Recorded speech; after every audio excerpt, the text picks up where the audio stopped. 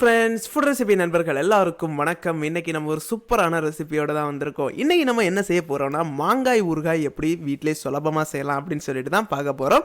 இந்த மாங்காய் ஊறுகாய் செய்யிறது ரொம்பவே ஈஸி. அது இல்லாம இதோட டேஸ்ட் பாத்தீங்கன்னா வேற லெவல்ல இருக்கும். சோ இந்த ரெசிபியை மிஸ் பண்ணாம வீடியோ ஃபுல்லா பாருங்க. ஒரு சூப்பரான மாங்காய் ஊறுகாய் எப்படி செய்யலாம்னு பார்க்கலாம்.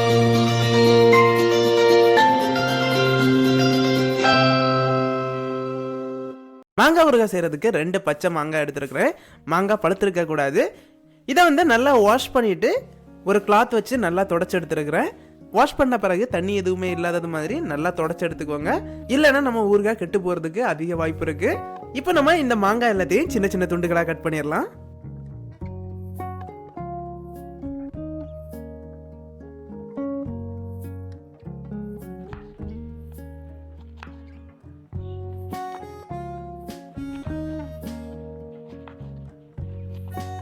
இதே மாதிரி சின்ன சின்ன துண்டுகளாட்டு நம்ம எல்லா மாங்காவையும் கட் பண்ணி எடுத்துக்கணும்.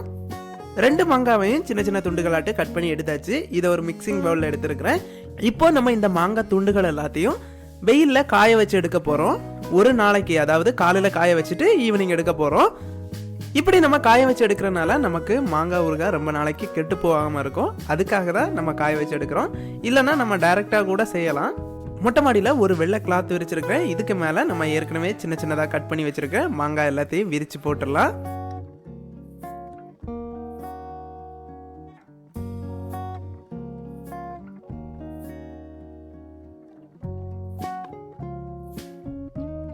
எல்லாத்தையும் விரிச்சு போட்டாச்சு. நல்லா காயட்டும். ஈவினிங் இது எல்லாத்தையும் திருப்பி கலெக்ட் பண்ணி எடுத்துடலாம். மாங்காய் எல்லாம் நல்லா காஞ்சிடுச்சு. இது எல்லாத்தையும் கலெக்ட் பண்ணி எடுத்துடலாம்.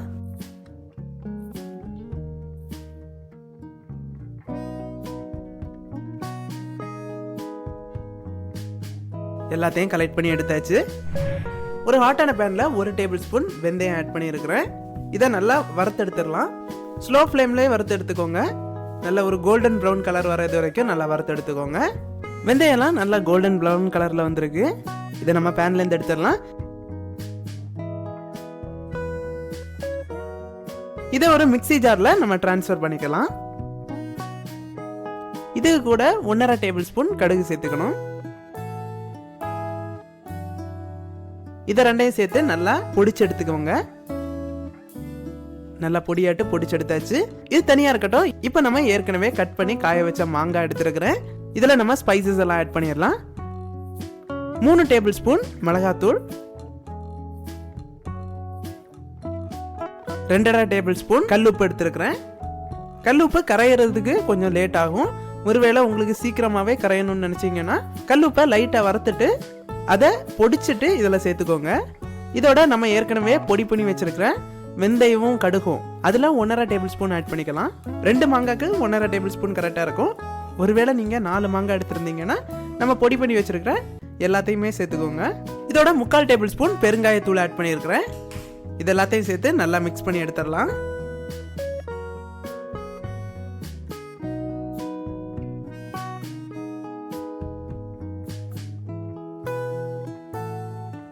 ஃபைனலாக 1/2 டீஸ்பூன் மஞ்சள் தூள் சேர்த்துருக்கிறேன். இது ஆப்ஷனல் தான், தேவைப்பட்டால் மட்டும் சேர்த்துக்கோங்க. எல்லாத்தையும் நல்லா மிக்ஸ் பண்ணி எடுத்துடலாம். இதை இப்போ தனியாக வச்சுட்டு நமக்கு தேவையான தாளிப்பு ரெடி பண்ணிடலாம். அதுக்கு ஒரு ஹாட்டான பேனில் 5 டேபிள் ஸ்பூன் நல்லெண்ணெய் எடுத்துருக்கிறேன்.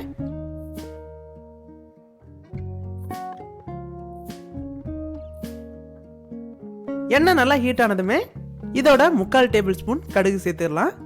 மீடியம் ஃப்ளேம்ல வச்சுக்கோங்க, ஹை ஃப்ளேம்ல வைக்க வேணாம்.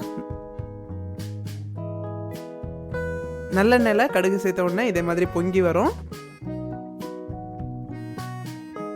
இப்போ இந்த தாளிப்பு எல்லாத்தையுமே நம்ம ஏற்கனவே மிக்ஸ் பண்ணி வச்சிருக்க மாங்காவோட சேர்த்துடலாம்.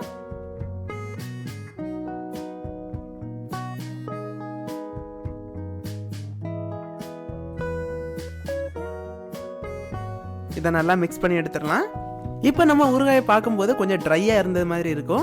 2லேருந்து 3 நாள் ஆகும்போது பார்த்தீங்கன்னா ஆயில் எல்லாம் தனியாக பிரிஞ்சு வரும். ஸோ அந்த அளவுக்கு நல்லா ஸ்மூத்தான டெக்ஸ்சரில் வந்துடும். ஃபைனலாக காணிக்கிறேன் எப்படி வந்திருக்குன்னு பாருங்கள். இப்போ நல்லா மிக்ஸ் பண்ணி எடுத்தாச்சு. இதை ஒரு லிட் வச்சு க்ளோஸ் பண்ணி வைக்கோங்க. இல்லைனா ஒரு துணி வச்சு கூட க்ளோஸ் பண்ணி வச்சுக்கலாம். 3 நாள் கழிச்சு எப்படி வந்திருக்குன்னு பாருங்கள். ஆயில் எல்லாம் நல்லா பிரிஞ்சு வந்திருக்கு. இது கெட்டு போகாம இருக்க நான் இதை ஒரு கிளாஸ் பாட்டிலில் அடைச்சு வைக்க போறேன். கிளாஸ் பாட்டிலை நல்லா வாஷ் பண்ண பிறகு ஈரப்பதம் எதுவுமே இல்லாதது மாதிரி பார்த்துக்கோங்க.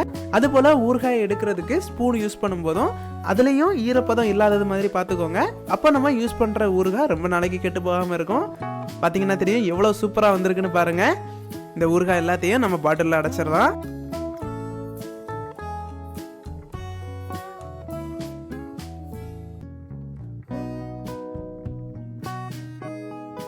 இன்னைக்கு நம்ம சூப்பராக மாங்காய் ஊறுகாய் எப்படி செய்யலாம் அப்படின்னு சொல்லிட்டு பார்த்தோம். ரொம்பவே அருமையாக வந்துச்சு. இதே மாதிரி நம்ம நெல்லிக்காய் ஊறுகாய் எப்படி செய்யலாம் அப்படின்னு சொல்லிட்டு நம்ம ஏற்கனவே வீடியோ அப்லோட் பண்ணியிருந்தோம். அந்த வீடியோ நீங்கள் இன்னும் பார்க்கலன்னா கீழே டிஸ்கிரிப்ஷனில் லிங்க் கொடுக்குறேன், தேவைப்பட்டா யூஸ் பண்ணிக்கோங்க. இன்னைக்கு செஞ்ச இந்த மாங்காய் ஊறுகாய் கண்டிப்பாக உங்கள் எல்லாருக்குமே பயனுள்ளதாக இருக்கும்னு நம்புகிறேன். இந்த வீடியோ உங்களுக்கு பிடிச்சிருந்ததுன்னா சாண்டி ஃபுட் ரெசிபி சேனலை மறக்காம சப்ஸ்கிரைப் பண்ணிக்கோங்க. அது போல பக்கத்தில் உள்ள பெல் ஐக்கானை ப்ரெஸ் பண்ணிட்டு ஆளுங்கிற ஆப்ஷனை செலக்ட் பண்ணிக்கோங்க. எங்களோட அப்டேட்ஸ் எப்பவுமே உங்களோட இருக்கும். ஸோ இதே மாதிரி இன்னொரு டேஸ்டியான சூப்பரான ரெசிபியோட நாளைக்கு சந்திக்கிறேன். அதுவரை பபாய், கீப் ஆன் வாட்சிங்.